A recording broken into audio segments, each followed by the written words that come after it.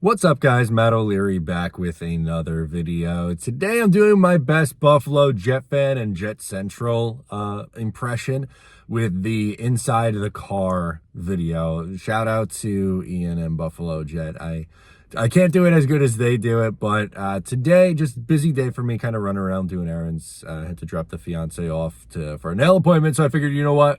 While I'm in the parking lot waiting, why not talk about some New York Jets football? Let's make it productive. Have a productive day I'm going to use air quotes here and say work, because what I do feels like play. But I need to get a video out there. I want to talk some Malachi Corley with you guys. So that's going to be the topic of today's video, is Malachi Corley. So yesterday was the first day of rookie camp, and I love some of the answers that Malachi Corley gave to the media when they asked him about why he likes contact and why he likes to run guys over. He's hard to essentially, it was Connor Hughes who asked the question, and he's like, you don't go out of bounds and you don't shy away from contact. And he's like, oh, no, that's not me. I want to, imply my physical nature into opposing defenses, which I love.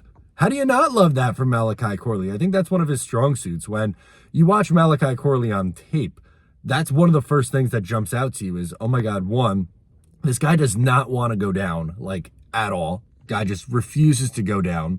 And then number two is, okay, if it's a defensive back, he's going to run him over.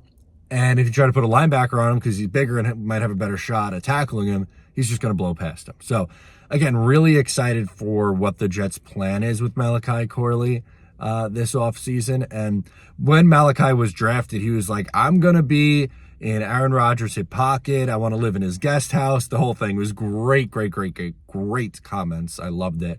But we got a little bit more of that even yesterday when Malachi Corley said that he's already been texting with Aaron Rodgers, asking him about football and life and mental health. And he's like, he's a Hall of Famer. I want to get up as much as humanly possible. And that is such a good thing for a young player. And granted, yes, he's a wide receiver, so you need to have a good relationship with your quarterback, but also too, for any young guy, Aaron Rodgers has been in this league for a really long time. Braylon Allen was a couple months old, as crazy as that is, when Aaron Rodgers was drafted. So yes, that makes me feel really old. But anyway, moral of the story here, Malachi Corley is in Aaron's hip pocket, and supposedly Aaron did invite him to stay in the guest house for training camp. So that was, that kind of comes full circle here. The whole thing kind of comes to fruition with those guys. But Malachi Corley